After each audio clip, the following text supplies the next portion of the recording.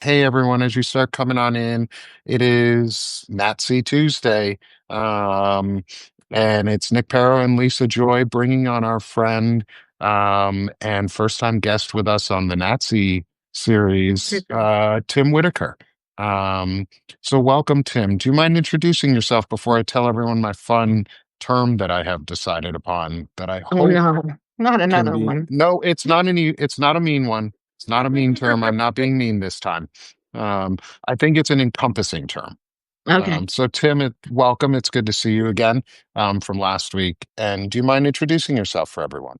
Yeah, thanks for having me. Yeah, my name is Tim Whitaker. I founded an organization called the New Evangelicals that helps people find a better path forward in their faith away from Christian nationalism. And I'm also someone who makes content on my personal Substack at Tim Whitaker Speaks and Instagram. I host several podcasts, so I'm in the content creator space. And I'm also someone who does their best to understand the world of Christian nationalism, both on an experiential level, because I grew up in it, and also trying to interpret the world of academics and how we relate it to, someone like me who's very much a lay audience member. So that's me. Okay. You That's sounded awesome. so wise. I had assumed that you had a more education to it than you did, which means you did a lot Nope. of deep dives after, huh? Yep. I just have some college. That's my highest level of education. That's okay. We're equal then. Yes. Well, that's okay. Some college is useful and some college is not useful. I went through multiple college, so I know some college. Sometimes just getting some is better than getting all of it, Mm. because you don't always need all of it. Um, but we're here to discuss an unfortunate, huge issue that is now very, very prevalent in our lives, which is nationalist Christofascism. Mm. Um, which is really, really unfortunate because we thought we got rid of this type of mentality. The fascism part, the nationalism part has always been around. And the Christian part is separate. That's just used as a tool in my opinion. Um, but I have decided because there's so much of it going on, and we need to talk about the different people who are involved, such as Stephen Miller, who is not Christian, but is part of this group of fascists who are there. He's Jewish. We have J.D. Vance, who's a Catholic nationalist, so not a Christian nationalist, and doesn't fit quite in with a theonomy, because theonomy is strictly Christian and not Catholic. And we have Bibi Netanyahu in Israel, who is also a Jewish fascist. I came up with the term I think is a little more encompassing because it also could include like Islamic fascists. Those aren't currently our threat right now, so I'm not talking about them. Is Abrahamic fascists. Hmm. In the And end, I I want to think, get your opinion on it because a lot of them are very Abrahamic in nature and they mhm, just want the Old Testament side of it. which Mm. fits in with all of the other religious extremists, which is where it really goes into, as far as I'm concerned, is religious extremism is part of what's doing this. How do you feel about that, Tim? Yeah, I never thought of that term before. I mean, it Oh, definitely sounds like it makes sense to me. I don't know if most people understand the reference. Yeah. right. I have found that for sake of simplicity, Christian nationalism has been helpful, Christian supremacy has been helpful, but even that can be a little too broad, right? Because of what Mhm. Yeah. kind of Christian we're talking about. But yeah, I mean, there's a lot of ways to skin this cat, so to speak.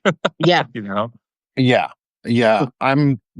I'm trying to figure it out because I like words. Words have a lot of meaning, and if we use the right ones, they are really impactful. Like when people hear the Holocaust, which is no longer the Holocaust, it is just a Holocaust because Mhm. Israel is committing a Holocaust on Palestine right now. I don't know what else you can consider gathering people into places, lying to them, telling them to go to a place that's safe, and then bombing them with what huge, just hugely destructive weaponry that lights people on fire when the bomb goes off. Like I don't know what else to call it. Right. Is and I talked with Qasim Rashid Esquire about that, and he said it's a Holocaust, and Lawrence and I were talking, and I'm deconstructing like what it means to be Jewish in a time of Jewish fascism. Um, and so I'm trying to figure out a way to describe it so we can all come together and speak about it in a way that Mm. we're not using the same rhetoric of the past. We're not Kamala was right. We need to let go of the burdens of the past. We need to unburden ourselves from the past. We don't need to not unlearn from it, but we need to maybe make better words for it.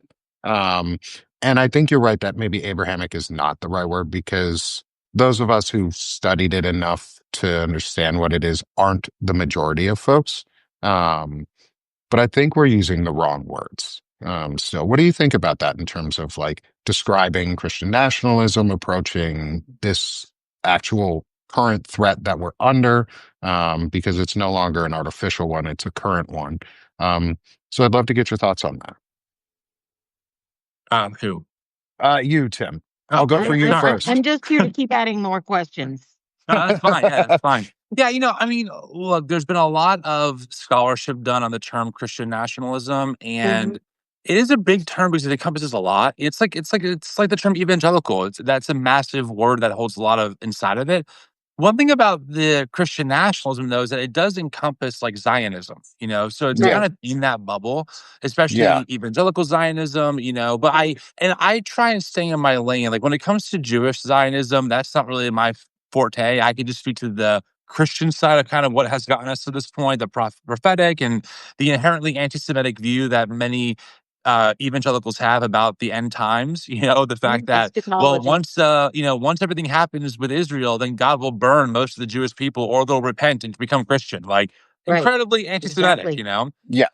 So I have found, for sake of simplicity, and I think this is actually what the right wing is really good at doing, is they, for worse, more than better, Yeah. tend to make one or two words the catch-all for so many things, maybe to their detriment, but on like a mass messaging scale, it's really effective. Right. Like the term woke, how they completely appropriated that from Black culture, and I've essentially redefined it to mean something undefinable. What is Right. woke? It's almost like a gut feeling now. It's not even Yeah. an actual definition. So I certainly don't think there's a wrong or right way to refer to this stuff. Matthew Taylor likes to use the term Christian supremacy more than Christian nationalism. I like to use the term Christian fascism because I think it's a little more rooted in some kind of movement or ideology. But I think that for me, anything with that kind of flavor is fair game. Okay. Yeah. I want to make sure like you said, the right is really good about simplifying things down, boiling it down to the most simple common denominator of words, bringing it to like a third grade level and going, here's what we're telling you. Yeah. Cool. And here's how we're going to lie to you about it. Is how I always get, like, that's how I always feel when I come away from like a Christian, like a, not a Christian, but a right wing talking point, a fascist talking point, is that I'm being lied to and gaslit into this. From your experience, from knowing folks, so those who don't know, and I we're if it's okay, are you okay to talk about what happened last week, Tim, before I ask any Yeah. questions? Yeah, for sure. Okay. Um, so Tim knew Charlie Kirk, and had met him before. Tim, Yeah. you've attended and have always attended the Turning Point conferences, as a true faith actor, going there to learn, debate, talk with, and understand. And you've met Charlie before. Um, and I'm going to use my words carefully here because I'm not trying to be mean or rude. Charlie was not a good person in terms of his words and his speech. He used his speech for really derisive points. Um, and he did not deserve to be shot. Like, Yep. can you give any thoughts that you have on, as someone who is more faithful than I, more has more spirituality than I do? Um, how are you approaching this and like bringing comfort to not only yourself, but those around you who do need it right now? I mean, it's a complicated thing, right? The last time I spoke to Charlie was at the DNC. We spoke for a few minutes. He asked me who I was voting for, kind of, as a little bit of a jab. I said, of course, I'm going to vote for Harris. And I think we might have shook hands and we went our separate ways. And, I made eye contact with him at the last America Fest. We nodded at each other, but we never spoke. And that was it. That was the last time I really interacted with him directly. I know several people on staff at Turning Point USA. That's why I'm allowed to go to these events because I know that I'm there in Mhm. good faith. So I kind of leverage that connection. That I'm not there to do gotcha moments. I'm there to really understand and report Right. accurately on my findings. And I don't hold back, by the way. I mean, my YouTube videos are very clear about where I stand on these issues. So it's not like I'm trying to, downplay the realities. In fact, I think I am quite blunt. But yeah, I mean, look, for me as a follower of Jesus, someone who teaches his followers to love your enemies, Right. someone who bore a cross for his enemies, and someone who challenged us to think about how do we love the people that we really find unlovable, right? It's not hard for me to say that what happened to Charlie was completely unjustifiable, like, period. And by the way, although motive is still largely unknown, we have different hints. I don't care what the motive is. It's still wrong. I don't care if this guy was Yeah. leftist or a groiper. I don't give a shit. Like, it shouldn't have happened. And also, Right. pragmatically, it made things infinitely worse, Right. mostly for our most marginalized neighbors. I think that's what Right. I would challenge some of my more maybe left-wing white people who might be gleefully happy about this is that you just made it infinitely worse for our black neighbors because black neighbors, queer neighbors, our minority neighbors always face the brunt of the Right. backlash of empire, not the Yeah. white people. They're very low on the hierarchy here, and so Mhm. this is just a bad situation all around. It makes things incredibly more volatile. Obviously, our president isn't going to do a damn thing to try and lower the temperature. They're going to do what authoritarians do. They're going to use it as a justification for more and more power, which we can talk about. But look, I don't believe that this is a binary situation. Both things can be No. true at the same time. What happened to Right. Charlie was terrible.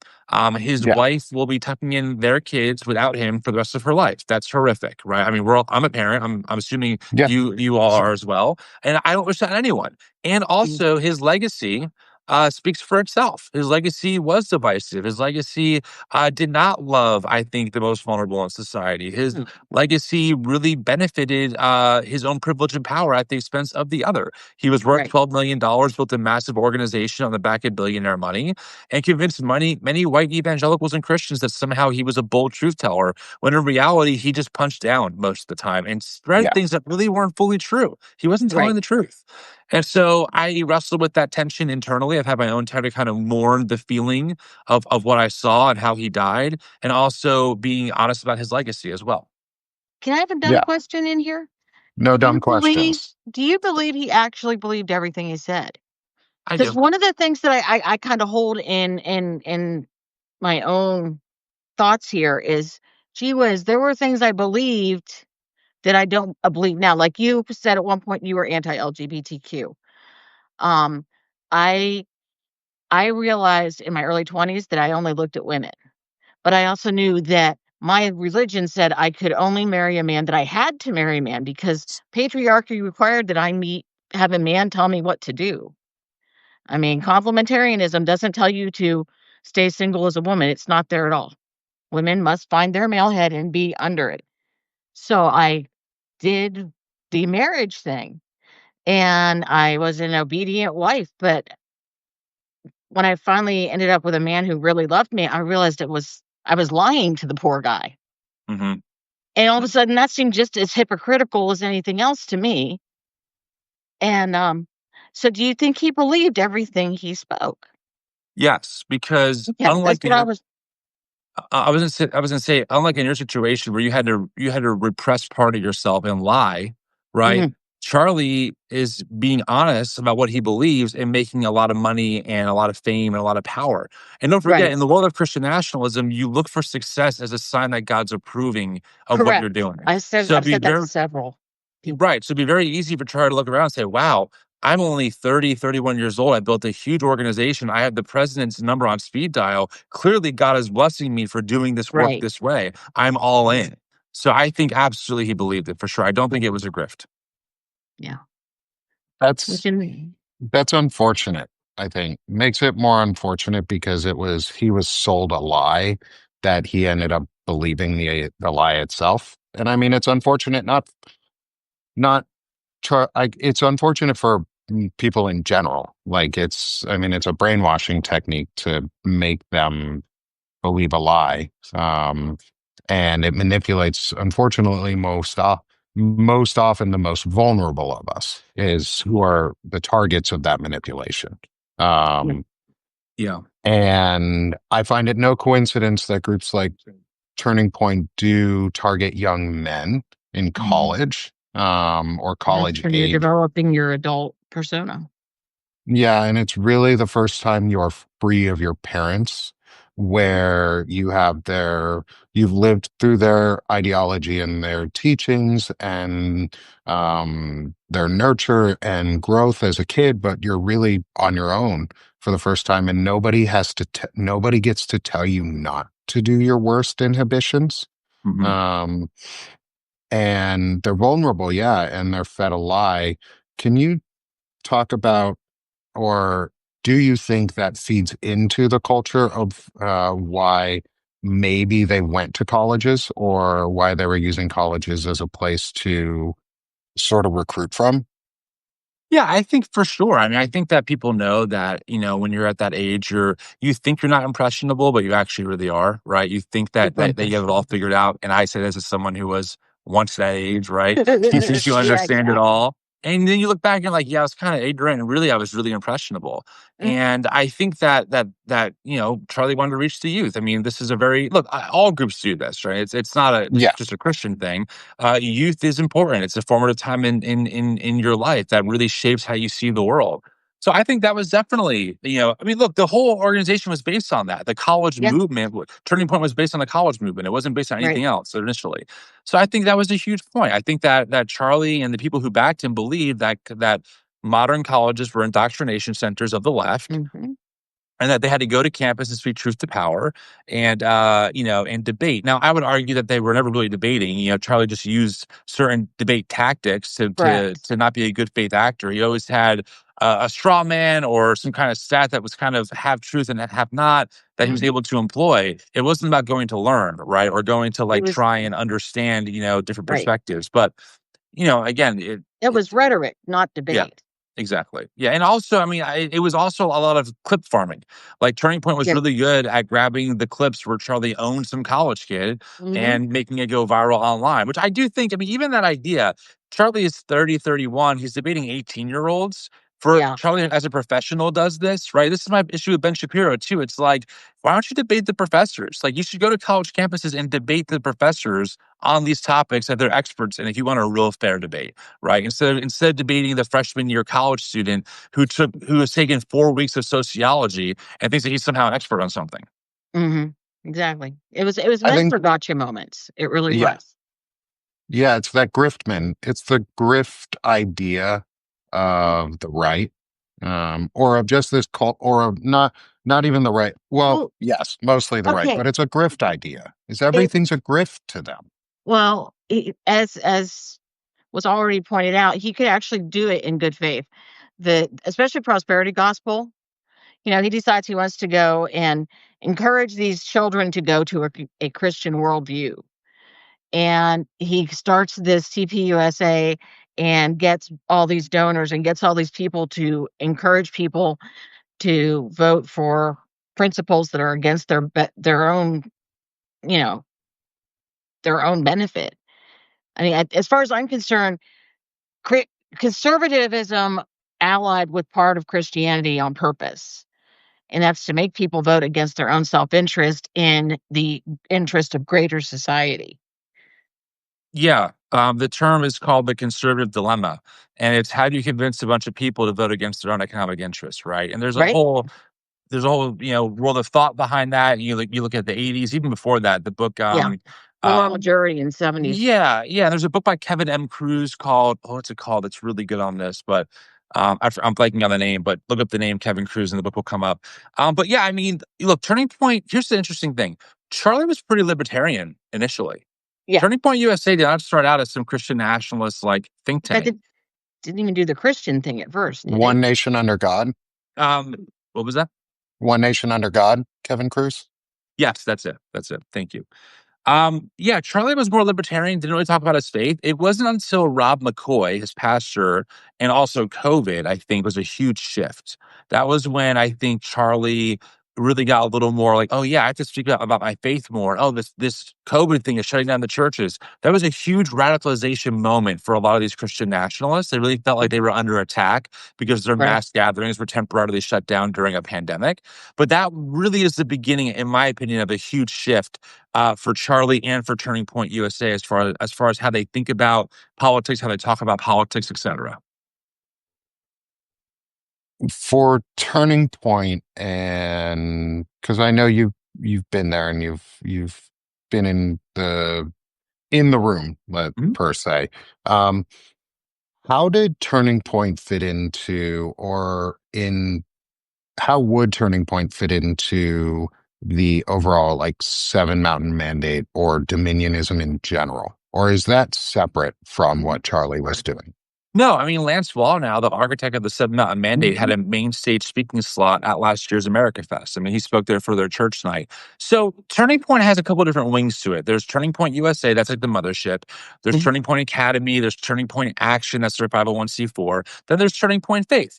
That's their faith wing. And that is a very, in their mind, ecumenical thing, meaning in the evangelical world, they're always fighting over charismatic theology, Correct. reformed theology, women in leadership, whatever. They were like, let's forget all that. Let's just work together. And they were effective in it. They had Doug Mhm. Wilson alongside people like Jensen Franklin, who's not at all theologically aligned with Doug Wilson. And so Lance Wallnau was someone who was very frequently popular, was a popular speaker at Turning Point USA events, including last year. So for Charlie, I think, and Rob McCoy is more in the charismatic world too, I would say, than not. I think the Seven Mountain Mandate fit perfectly into this. Yes, it did.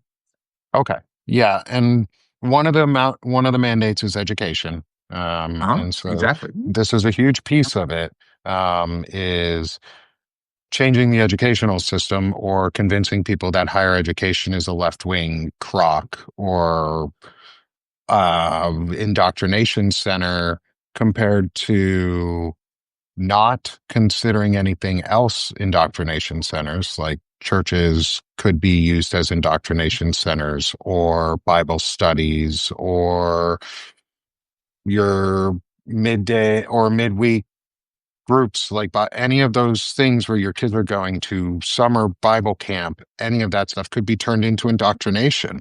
Um, and do you see that fitting into the overall education, or is there something else more that Turning Point is aimed at that you know of from like the mandates side?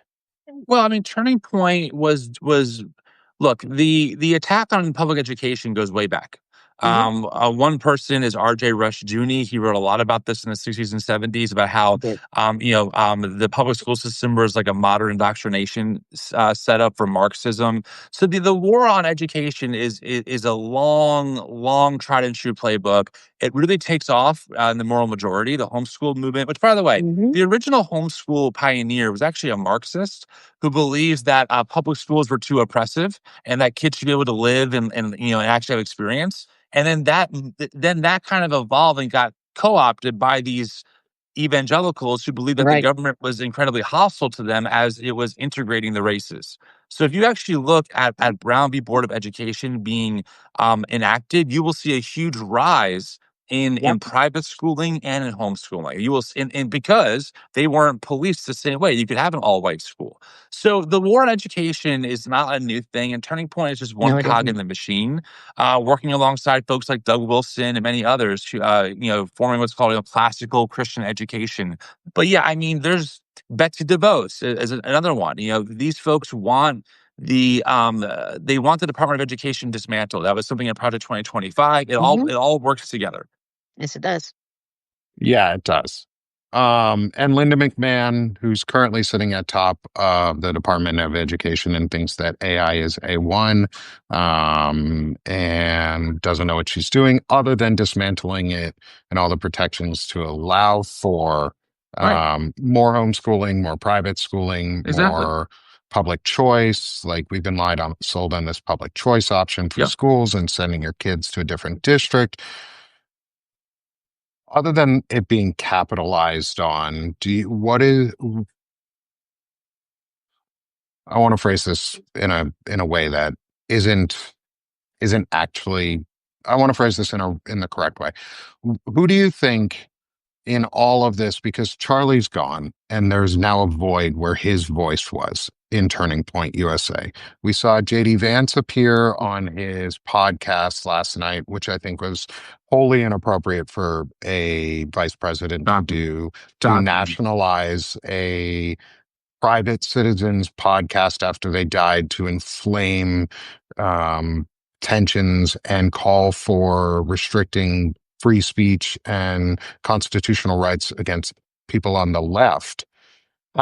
Who do you think is going to fill this void, or is someone able to fill the void that Charlie was in? Because he was a very influential figure and had a very good way with words Yeah, he was a in his own great ways. communicator, right? Great communicator, knew how to say things a certain way. Very motivated, very smart. I'm 100%. I mean, two things. First off, if if Hassan Piker was assassinated during during Biden's presidency, and Harris filled in for Hassan Piker's podcast, Imagine, imagine how right wing would be talking about it right now. The Mhm. Mhm. radical, Hassan was a radical. He was crazy, right? The fact that JD Vance did this is like unbelievable. I'm old enough to remember when Sean Hannity insisted that, CNN was like state run media because they were too favorable towards like Bill Clinton, right? And Mhm. now their dude is hosting someone's podcast from their official headquarters, and like no one's batting an eye. Like, are you kidding me? It also shows, by the way, how influential Charlie and Turning Point was to this Right. administration. I think it's very telling. That being said, I don't know who will replace his voice. I'm not sure if anyone will in the way that Charlie has. I don't know what the behind the scenes, but it seems like from what I can tell, Charlie was a huge driver of the vision behind Turning Point USA still. He was in communication with his staff regularly. He was touring regularly. He was doing all kinds of stuff. As far as a voice, I don't know. My concern is that someone like Nick Fuentes might kind of fill the gap, and they might go farther to the right. I'm not sure. I'm not saying that Turning Point would ever hire Nick to replace Charlie. Don't Yeah. misunderstand. But as far as like where do people start looking for another voice, I think right into the hands of someone like a Nick Fuentes type. Do you Um, think that Charlie's wife would be can able I to fill the void? Oh, yeah, go can ahead. I read a question? No, I not as a female, I doubt it. But Tom Cudla That was asks the answer I was Tula. expecting. Tom says, "Does TPUSA faith include Christian, Jews, Muslims, or just Christian? When it goes ecumenical, did it go across all faiths? Or I was got figuring it only go Christian, but I wasn't sure." I mean, here's the thing. If they were able to find a Muslim who was all on board for the MAGA first agenda, they'd Mhm. probably take them in because they fit the agenda. If there Right. was a Jewish person, same thing. But no, they're really operating with and for like the white evangelical Catholic Right. kind of coalition, mostly evangelical in my opinion. Right. Okay, yeah, that makes sense. Yeah, I mean, I did ask it in good faith because that is a name that is floated of who could possibly take the mantle of Turning Point, is Charlie's wife, Erica, right? Mhm. Um, I and could see I her just running never it in the believed it. background, but Yeah, I don't see her being a speaker. Not with some no, way that with I mean, when the previous person was saying the best thing a woman could do is get an MRS degree, they don't want women telling them what to do. Well, yeah, they will appreciate certain women, right? Alice Stuckey can do what she does. Riley Gaines can do it, but they're always limited. Right. Look, if Erica Kirk took over, I think it's plausible that would kind of be proof for them that look, they're pro women, right? We kind of shut up Right. the That's right, but it's true. always limited. But I don't know. I mean, those are decisions that I'm not even sure if they're thinking about it right now. I think that they're just trying to mourn, Charlie. His memorial service is this Sunday. I think it's at some stadium in Arizona. It's a So, stadium, yeah. yeah, I'm not really sure who would take over. okay, yeah. It's an interesting space now and unfortunately interesting space because at least to Charlie there, you knew who you were getting. Yeah. And you knew it wasn't someone more extreme like Nick Fuentes, who is what they call or has created what they call the Groyper movement.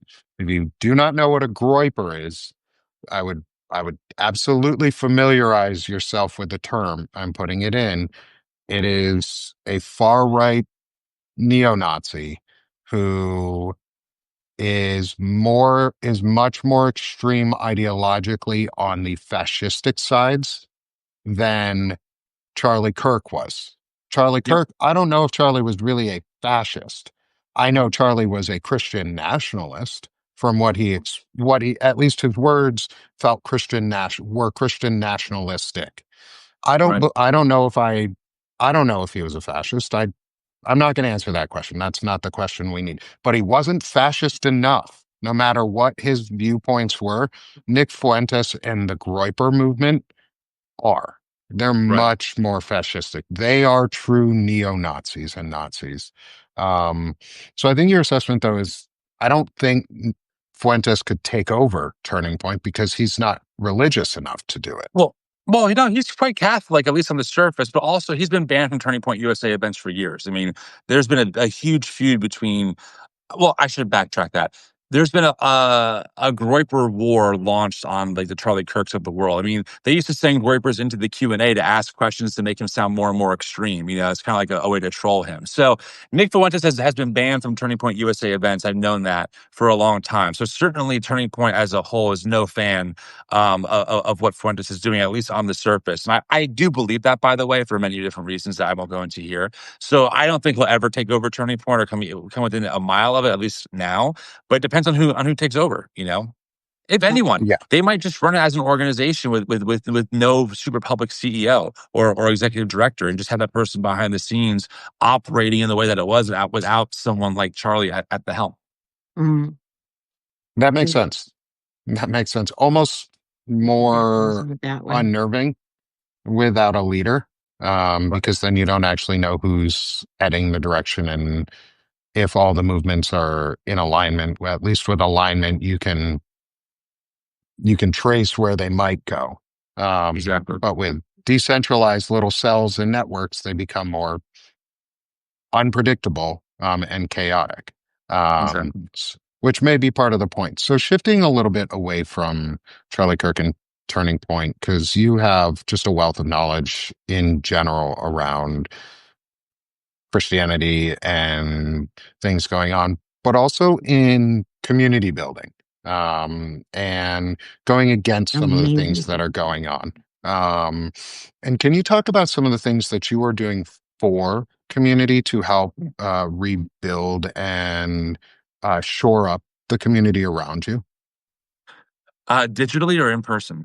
Both. Either works. Let's start with in person. Honestly, not much there. I'm kind of hurting.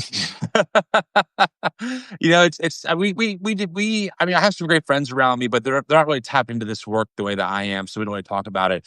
It's a huge struggle. A lot of people who are leaving behind their Christian fundamentalism tend to lose their church community in the middle of that. Mm-hmm. And that is kind of True. your sense of belonging, your sense of connectedness. And frankly, as a white person, when that's severed, you really feel like you're tied to nothing because whiteness erases even your own identity, right? I'm not in America. I'm not part Greek, part German, part Italian. I'm just white. And so, there's this real problem, I think, of a lot of folks who either get kicked out or who leave their spiritual communities for all kinds of reasons and don't know where to go or who they are because their entire identity as a person was shaped by this high control religious Mhm. environment.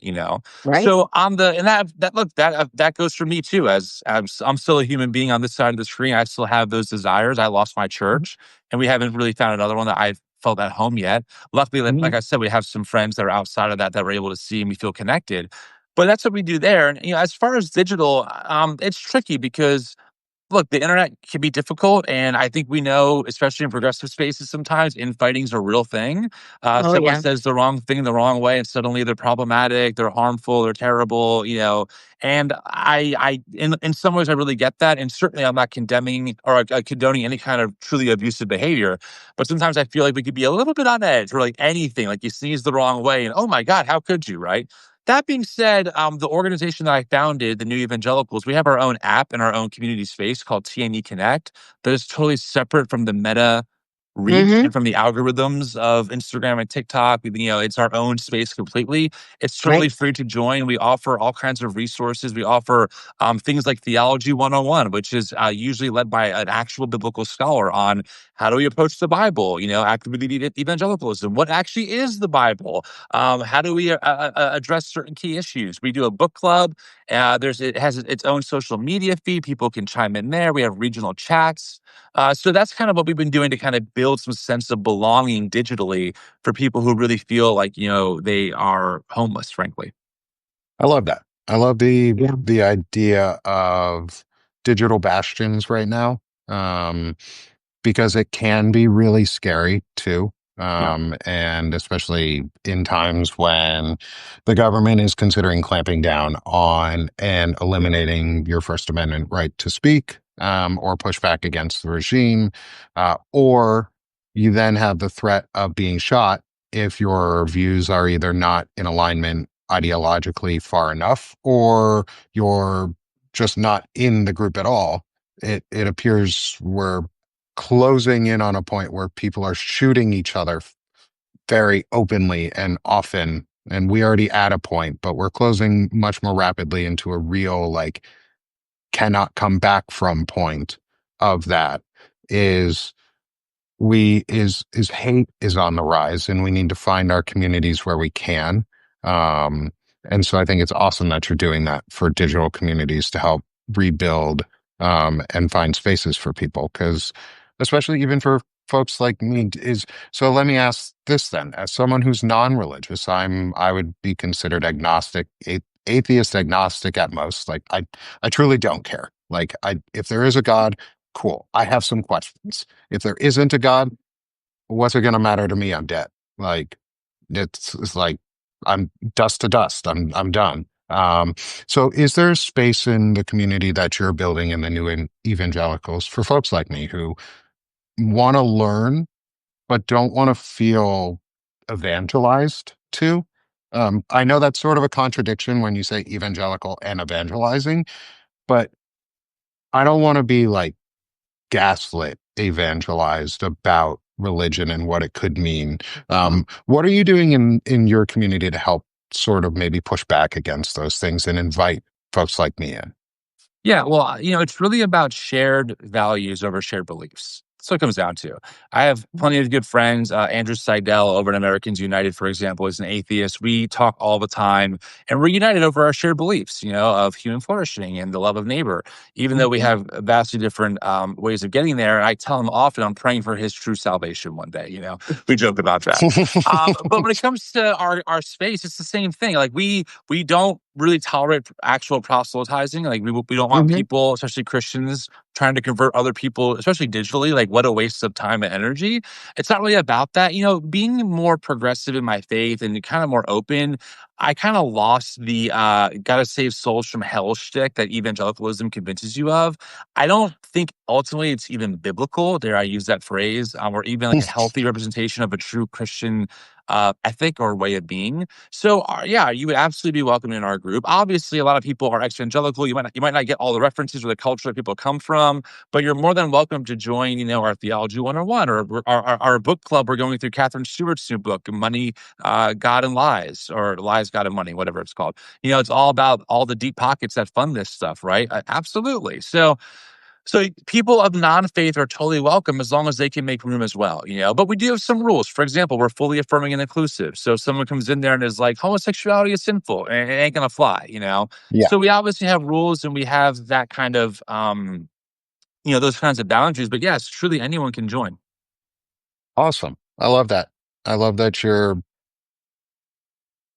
teaching Christianity the way that Christ seems to have taught Oh, Rebecca. Christianity. Rebecca is our board president of the New Oh, Evangelicals. She's awesome. Hi, wonderful. Rebecca. And her and our executive director, Melinda Hale, are launching a new podcast called The Advocacy Hour. They're going to do it once a month.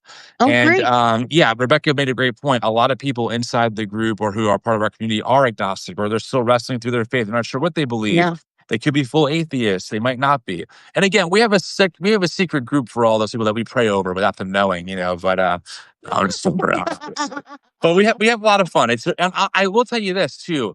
So we used to have a Facebook group of almost 10,000 people, and man, every Wow. now and then, like it would be this huge something would happen. Someone would get offended. It would just, everyone would start commenting. But since we moved to this, our own space completely that's off Meta, and people can still, it still feels like a Facebook forum. You can make a post, people can comment. The temperature is just so low that like we just don't get any of that. Like, when people just go back and forth forever on like long paragraphs, and you're just like, oh my God, that doesn't really happen anymore, which is so refreshing. So the space is really nice and really quiet in all the right ways. Awesome. And Rebecca, I just subbed to you. And if you'd be interested in connecting more, please feel free to reach out. And if it's okay, I may reach out to you too. I recommend it. She's a powerhouse. Okay, awesome. She Because knows I her want shit. to, I'm trying to, just like you, is trying to build digital community right now. We need space that we can all feel safe in and express views that are positive and express views of masculinity. Specifically for me, is how do we define masculinity when it's been corrupted and toxicified for generations? And deconstruct any of the trauma of the past. Like our friend Lawrence says, our duty on this earth is to undo the trauma of our previous generations or not pass on generational traumas. And I think it sounds like that's in line with what you're doing with the new evangelicals. Yeah, we're trying. Look, I'm going to be, and Rebecca will tell you this too. You know, um, I struggle with digital community or that term because for me, community has to be embodied because if not, you can kind of create your own version of what you want people to see you to be. And then how Mhm. do you handle conflict when something goes awry, right? In the digital space, it's so hard to do that. And so I'm not saying that there certainly isn't a place to feel together and connected online, but I'm really passionate about people finding folks in their local area where they can get coffee or get a drink with, and they can talk about this stuff over a fire, which is why we have those regional chats. Like we actually have chat groups and rooms for like the East Coast and for the Midwest, et cetera. And our space has built-in features where it will try and connect you with people either in your local area automatically by kind of nudging you that way, or you can look up by like common interests. And I think it's both and, but yeah, we definitely want to undo the generational trauma. Look, we're going to pass some on, right, to our next Yeah. generation. I'm a parent, but like, I think the big difference is like, how do we stay accountable as much as we can? How do we be willing to acknowledge, like, yeah, I did kind of fuck that one up. Like, yeah, I could do better here, right? I think that'll go a long way, hopefully, raising the next generation of future adults.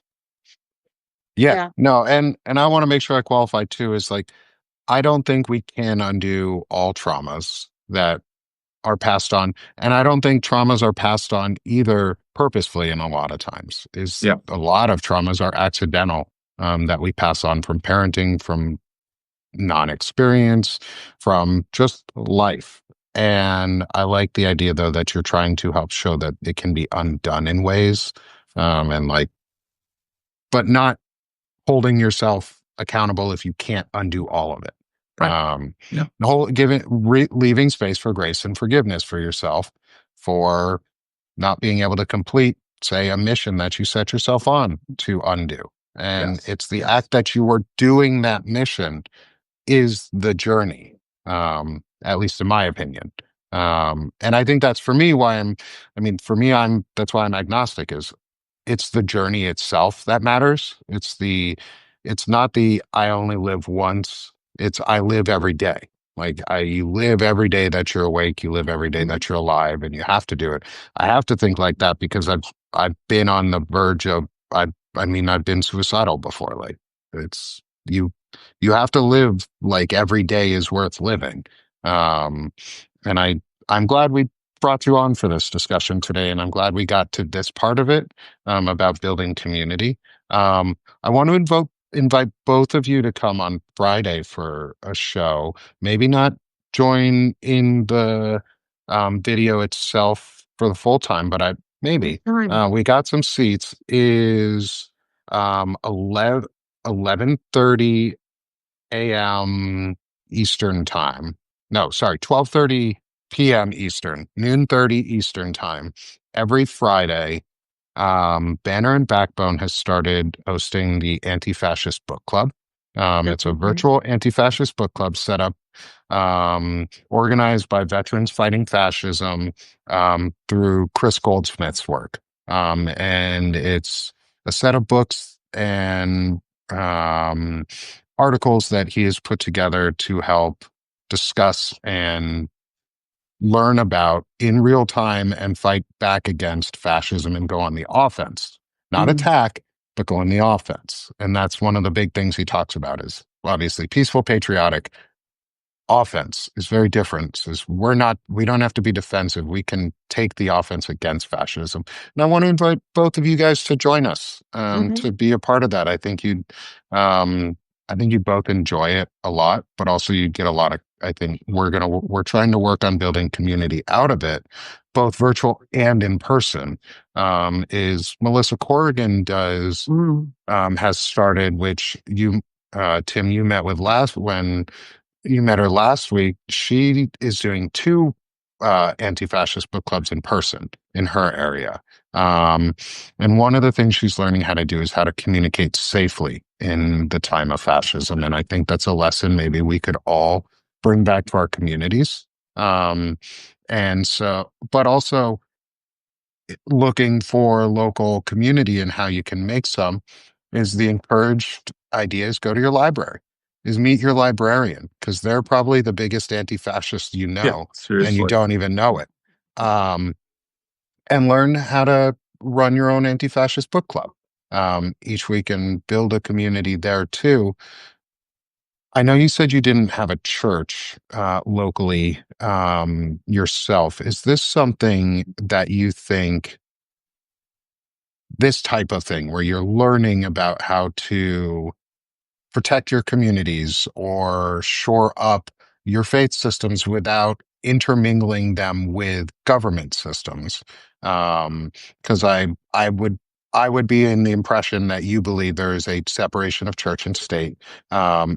And do you think it would be an appropriate venue to use progressive churches, or not progressive churches, but churches who hold dignity and human sanctity as a core value? Do you think they would be appropriate places to have discussions and say maybe in-person book clubs for safety for some folks, compared to a library if they had that option? Absolutely. I mean, look at the church in Germany. You know, some of the church was totally co-opted by Hitler. Some of it was not. It was part of the resistance, right? Even now, during ICE raids, a lot of churches are taking in immigrants and teaching people how to resist ICE, right? Look, I understand, and this is why I never call it out. I understand why some people are online saying, fuck Christianity. Christianity is shit. It's horrible. I understand. I do. However, there are really beautiful parts of Christianity that have a long tradition of resistance. I mean, the Black Liberation Church, comes out of race-based chattel slavery, comes out of Jim Crow segregation and lynchings, comes out of, a whole way of being when other Christians were really going hard after Black folks in a very dehumanizing way, right? So, yeah, I mean, the idea of like hush harbors almost, is a very Christian idea for sure. So I think that we absolutely need to partner with the church anywhere that will want to help create safer spaces and educate their population on what the hell is going on and how we resist it in non-violent ways, right? Because that's always the key. And that's the key for most people, but especially for Christians, we follow a non-violent Jesus who was crucified by empire. So we have to keep that in mind as we navigate this and find the tension, the balance between advocating for our neighbor, resisting oppression, but doing it in a way that also invites even our enemies to repent and join us in a better path forward. And that's a really important piece here, I think, right? We don't believe in killing our enemies. That's why we can all say on this call that we deplore what happened to Charlie Kirk. We don't believe in erasing our enemies. We don't believe in more bloodshed. So what do? Right? Because Ali Sucky is still here. Matt Walsh is still here. People who listen to those people are still here. Well, I think that instead of destroying supremacy, we compost supremacy. How do we turn supremacy into fertile soil where things can grow and bloom, right? And we do that Right. by inviting people, maybe not Matt Walsh, I'm not sure if he ever will, but we do it by inviting our neighbors into better ways of existing, of Hmm. community and inclusion and then human flourishing, hoping that maybe they can learn a different way of seeing the world where their neighbor is not the other, but maybe the neighbor is their neighbor, and maybe they can learn something from them and vice versa. So I think that that's the kind of path that we have to help carve. And Right. I think that's the only real way to resist true fascism long term. Hmm. I love that. Um, Yeah, go ahead, Lisa. okay. I was going to bring up that in the end, whenever I was sitting in pews way back when they started teaching that the Old Testament law was the best law because God wrote it for us, etc., I can remember thinking to myself, if they really want people to show up in the doors, if they feed the hungry people and they reach out to the hurting people and they live Jesus to other people, they will get new converts. If they make it a law that you have to behave like a Christian, they're going to alienate more people than they ever get in the door. And it's so funny because you look at the rapid growth of the church in the first century, and it was because they were singing hymns as they were eaten by lions. It wasn't because they took over Rome and made Rome Christian the day that they started, you Yep. know? Every time the church gets in bed with empire, it ends up becoming empire. Right. And this Just is the way it this is a is. common theme in scripture, even with the Israelites in the Hebrew Bible, right? Yeah. Like they are liberated from slavery, and then soon afterwards, or a couple generations later, they become empire and are now enslaving other people, right? And this is a Mhm. human thing. I think this is a human condition. It is. Yeah. I think the Hebrew Bible and the Christian scriptures are describing a very common human condition that we all can do. Whether Right. it's the nation state of Israel, right? Like the Holocaust happened not even 100 years ago, horrific, horrible situation, and Right. now all of a sudden the shoe's on the other foot, right? And Mhm. same thing with Christianity. So I think the question is, how do we resist that very human impulse? For us to want to dominate and domineer over other people, and how do we instead work together for the sake of all of our neighbors that finds human flourishing, including finding the balance between my rights and your rights and our Right. preferences versus your preferences. Exactly. It's not easy work. Don't misunderstand. Mm. Let's not romanticize it, right? And if the three Yeah. of us spend a week in a cabin, and it's not going to be very long before we're like, "You're kind of annoying the hell out of me right now." I need some space. So the question is, how do you navigate the tensions, right? That's the question, not how do you avoid them. Right. I love that. And a really easy thing to start with is my rights end it before your nose. I cannot Right. touch you, I cannot hurt you, I cannot take from you. I can give to you, but I have no right to control your life. And to me, that seems like the easiest place to start. Mm. Is Yeah. human autonomy. Yeah. Well, it's the idea of guaranteeing life, liberty, and the pursuit of happiness. Is your happiness cannot infringe on other people's happinesses in a Right. negative way. Right. That's not happiness, that's hate. Like they are polar opposites in this context. Um, so Tim, this has been an amazing discussion today, and I want to respect your time. We're getting at the top of the hour here. Yep. And it's a Tuesday afternoon, so people got other things to do this afternoon, such as go to the FAFO50.com, register for the event that's going on tonight for the California redistricting effort, for Prop 50, to do the people powered movement for helping save democracy. Like help California out, guys. Like let's go to this FAFO50.com to register. The Find Out podcast guys are helping organize it with Brian Tyler Cohen, and Gavin Newsom, and others. And so it's going to be really important. But Tim, shamelessly plug yourself, and your other your podcast and what you do so people can find you. I'm going to drop the links again into the chat so they're easily visible too. Sure. Well, I am on Substack at Tim Whitaker Speaks, and shameless plug, I am 2 subs away from hitting my first 100 subscribers. So if anyone is willing to become a paid subscriber, it'd be awesome. And I do the New Evangelicals podcast every week. I also do a podcast with my friend April LaJoy called the Tim and April Show. We go live every Thursday on YouTube, and coming soon to Substack, we will be restreamed by Lincoln Square Media as well Right. every Thursday. So that's Ooh, that's happening in about awesome. a week from now. So you can catch us there. And you can also check out the New Evangelicals. You can find us on Instagram, on Substack, thenewevangelicals.com. I mean, we have so many free resources. Everything we do is paywall free. We totally rely as a nonprofit on the generosity of the community. That's how we function. So, and you can find me on Instagram as well, at Tim Whitaker Speaks.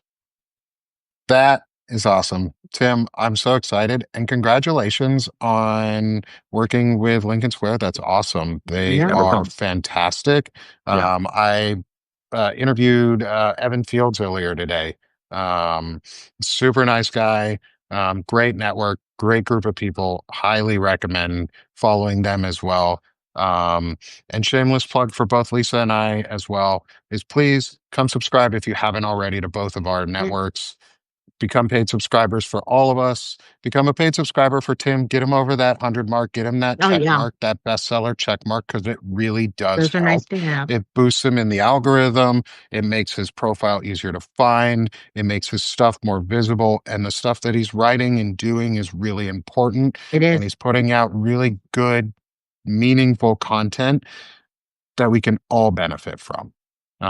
So I cannot recommend Tim highly enough. Lucky for y'all, we get to see him again on Thursday too. So it's Maybe the I'll Tim talk and more Tim this week. time.